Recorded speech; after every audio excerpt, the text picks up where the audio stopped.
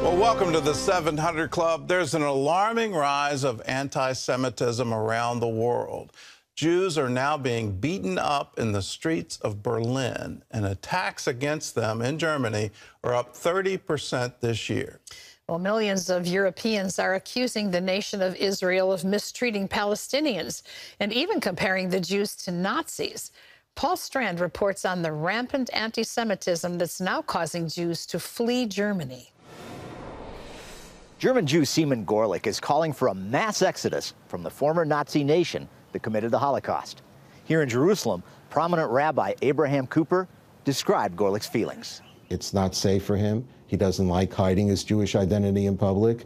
He's making Aliyah, and he's urging all other German Jews to follow him and come to Israel. Gorlick said of Germany in a public letter, "You can't live in this country as a Jew, and I don't want to live in this country anymore." As Europeans, we have to be worried and very concerned.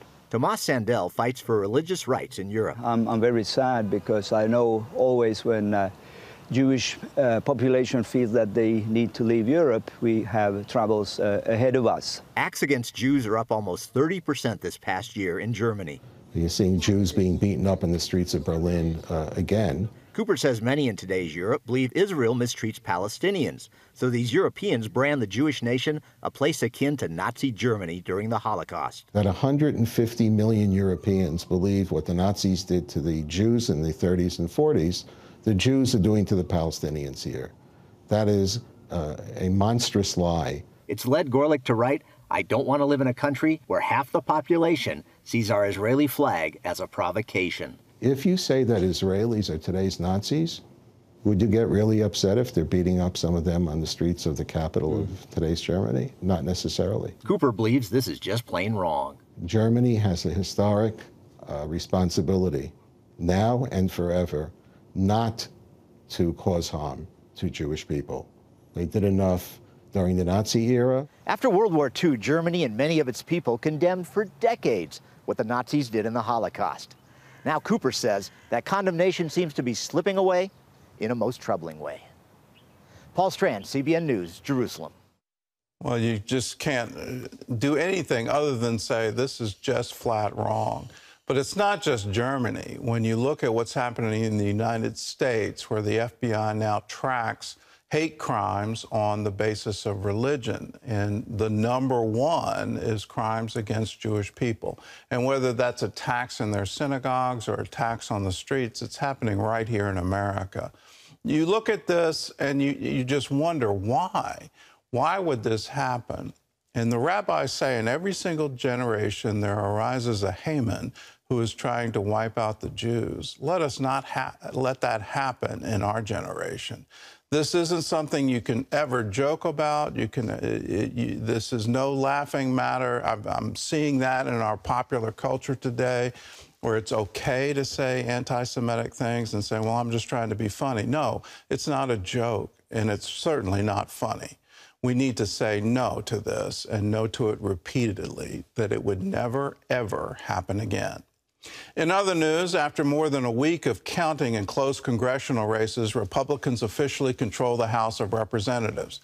John Jessup has more on that story from our CBN News Bureau in Washington. John?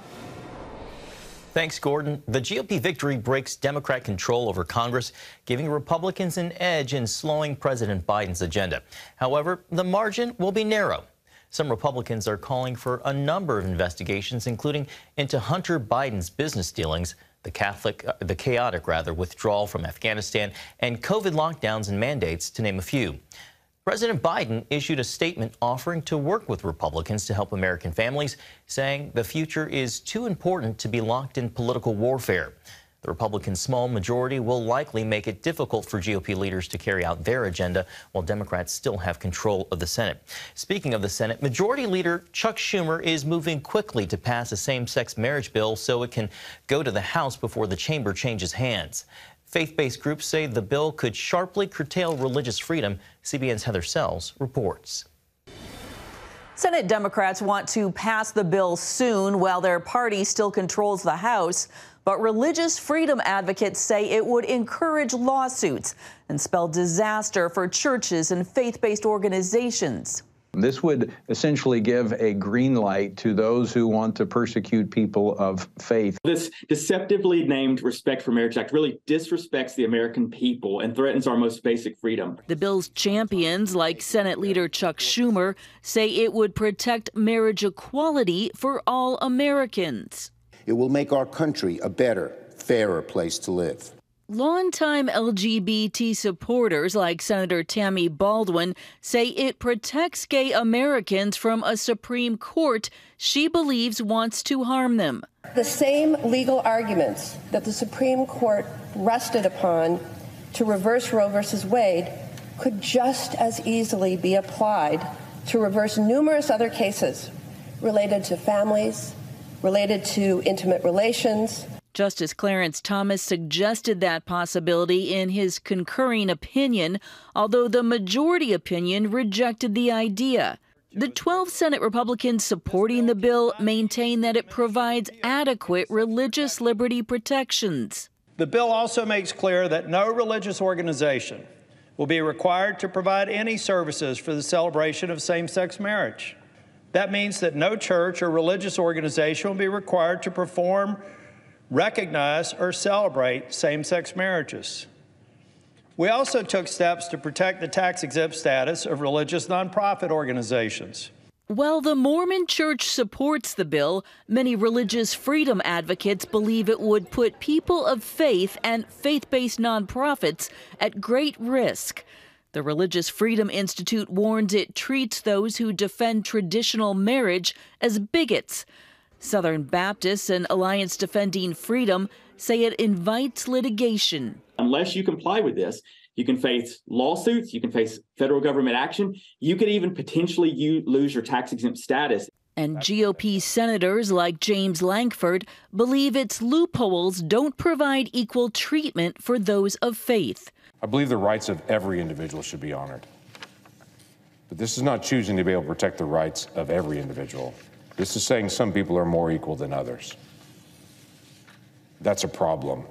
A final vote on the bill is expected as early as this week or by the end of the month. President Biden has promised to sign it. Heather Sells, CBN News. Thank you, Heather. Winter is still a month away, but much of the nation is bracing for cold weather and snow. On Friday, parts of New York and Ohio could see as much as 3 inches of snow an hour. Buffalo is preparing for several feet of lake-effect snow over the weekend. Meanwhile, below freezing temperatures are expected to stretch into the deep south as Arctic air sweeps down from the north. Well, Americans are getting ready for the Thanksgiving holiday. This year, however, soaring food prices are adding to the cost of the traditional turkey dinner, and that's forcing some to cut back or even cancel their celebrations. As Charlene Aaron reports, at least one supermarket chain is sacrificing profits to help families fill their tables. With record high inflation, Americans are struggling to keep up, given the higher costs of just about everything from gas to groceries. It means this year, Thanksgiving might be trimmed when it comes to the usual big family meal and celebration. According to a study by Personal Capital, an online wealth management company, 1 in 4 Americans say they're skipping Thanksgiving because they can't afford the holiday meal this year. 1 in 3 say they're hosting a smaller dinner due to higher food prices. And a whopping 88% are cutting at least one dish from their table in order to make ends meet. Definitely have to have the green bean casserole and Brussels sprouts and probably 3 or 4 desserts, but I'm not buying them. I'm going to make them from scratch because I think I can do it cheaper. This year, turkey costs 20% more than 2021. Experts say the biggest factor driving up those prices, a wave of bird flu that hit in the spring. It's about 5% of total national production has been taken offline because of avian influenza. And so you remove birds from the market, that's less available for you and I as food consumers. And so you and I end up bargaining against each other for the smaller quantity of remaining supplies, and that pulls up prices. We might just not buy one, might just do like a ham or some fish or something local, pasta.